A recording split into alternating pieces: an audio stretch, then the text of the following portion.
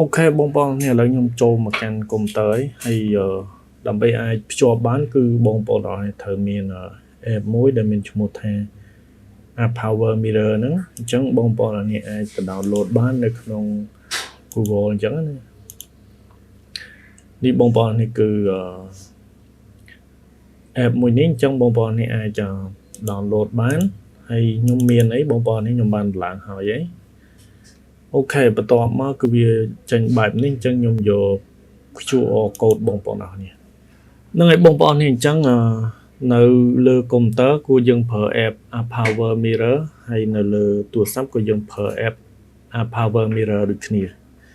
ឡូវខ្ញុំចូលមកកាន់ app នៅលើទូរស័ព្ទរបស់ខ្ញុំនេះបងប្អូននេះនិយាយទៅ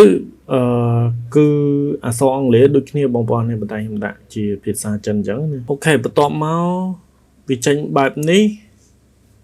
គឺបងប្អូននេះប្រើ scan មក scan QR ហ្នឹងគ្រាន់តែដាក់អញ្ចឹងមកបន្ទាប់មកវាឲ្យយើងrecord screen នេះអញ្ចឹងគឺយើងអាចប្រើកម្មវិធីផ្សេងបានអញ្ចឹងណាបងប្អូននេះហើយចំពោះខ្ញុំ live game គឺខ្ញុំធ្វើបែបហ្នឹង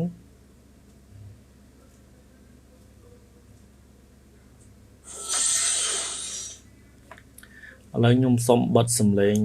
តែម្ដងអូខេឥឡូវឧទាហរណ៍ថាខ្ញុំ live ចុះចឹងពេលទៅ live គឺខ្ញុំអត់ជាប់ខ្សែញ៉ៃទេបើសិនជាខ្ញុំលេងទៅអស់ថ្មគឺខ្ញុំ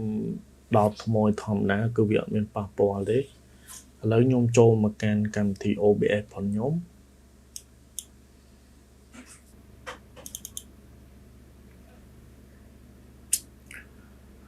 នេះបងប្អូននេះគ្រាន់តែបើកទៅគឺខ្ញុំអាច live បាន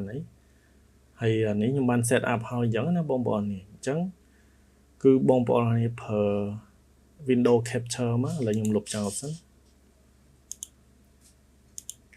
អូខេអានេះខ្ញុំសំឡេងអី webcam ឯបានធម្មតាទេខ្ញុំអត់និយាយទេឥឡូវសំខាន់គឺត្រូវយកវីដេអូហ្នឹងពី screen Power Mirror ហ្នឹងមក live អញ្ចឹងយើងចុចកន្លែងសញ្ញាបូកបន្ទាប់មកបងប្អូននេះចុចកន្លែង window capture ហ្នឹងបន្ទាប់មកកន្លែងនេះបងប្អូនចុច OK មកអូខេបន្ទាប់មកកន្លែងនេះគឺបងប្អូនអរគ្នា select មកអញ្ចឹងវាមាន Power Mirror live អូខេគឺចេញហើយអញ្ចឹងយើងចុច OK មកហើយបន្ទាប់មកទៀតគឺបងប្អូនអរគ្នាស្រែទំហំមកឲ្យវាប៉ុនអេក្រង់អញ្ចឹងហើយដោយសារទូរស័ព្ទខ្ញុំគឺពួក Samsung អញ្ចឹងអេក្រង់វាវែងអញ្ចឹងទៅវាអាចនឹងខោចលើខោចក្រោមអញ្ចឹងណាប៉ុន្តែបើសិនជាបងប្អូនអរគ្នាចេះឆ្នៃកន្លែងនេះយើងអាចដាក់ webcam ឬក៏យើងដាក់អក្សររត់អីអញ្ចឹងគឺបានអូខេហើយបន្ទាប់មកទៀតគឺបងប្អូនចូលមកកាន់ setting មកដើម្បី live អញ្ចឹងណាអូខេបន្ទាប់មកកន្លែង stream នេះគឺបងប្អូនយក Facebook live មកបើថា live ចូល YouTube ក៏ YouTube ទៅអញ្ចឹងខ្ញុំយក Facebook live បន្ទាប់មកគឺវានឹងចេញបែបនេះអញ្ចឹងគឺបងប្អូនចុច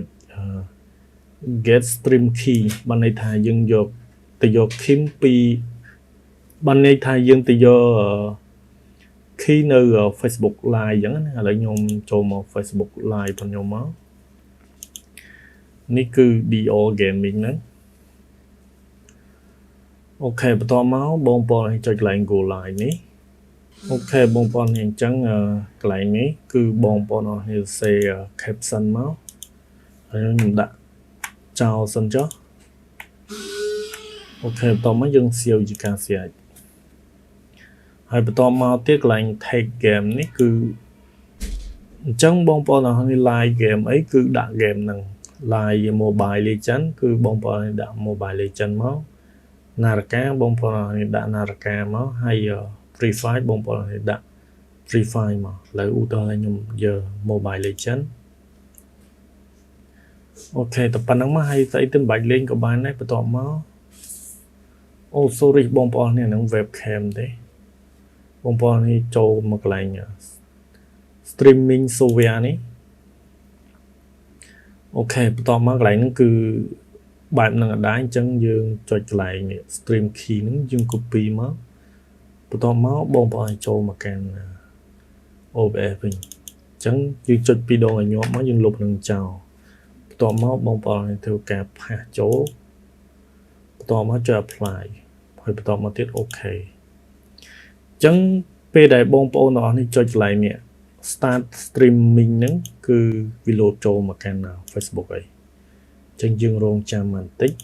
នេះបងប្អូននេះអញ្ចឹងគឺវាលោតពីទូរស័ព្ទខ្ញុំទៅហើយប៉ុន្តែខ្ញុំអត់ live ទៀតដោយសារ live ទៅគឺមានគ្នាខ្ញុំគាត់ឃើញអញ្ចឹងអានេះគាត់ថាខ្ញុំជាឧទាហរណ៍ឲ្យបងប្អូនអរគ្នាបានមើលទេឥឡូវខ្ញុំចូលមកកាន់ OBS ខ្ញុំវិញមកអញ្ចឹងពេលដែលយើងបិទ live យើង stop អីធម្មតាអញ្ចឹងមកហើយបើសិនជាបងប្អូននេះមានកាមេរ៉ាគឺបងប្អូននេះដាក់ add video capture device ហ្នឹងមកគឺសម្រាប់យកកាមេរ៉ា webcam អញ្ចឹងណាហ្នឹងហើយបងប្អូននេះអញ្ចឹងវីដេអូខ្ញុំគឺមានតែប៉ុណ្្នឹងទេហើយបើសិនជាបងប្អូនទាំងអស់គ្នាមានសំណួរឬក៏មានចម្ងល់អីអាច comment នៅក្នុងក្រុមវីដេអូខ្ញុំបានហើយបើសិនជាចង់បាន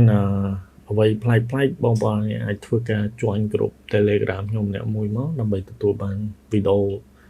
ថ្មីឬក៏កម្មវិធីថ្មីនៅក្នុង group Telegram ផងដែរ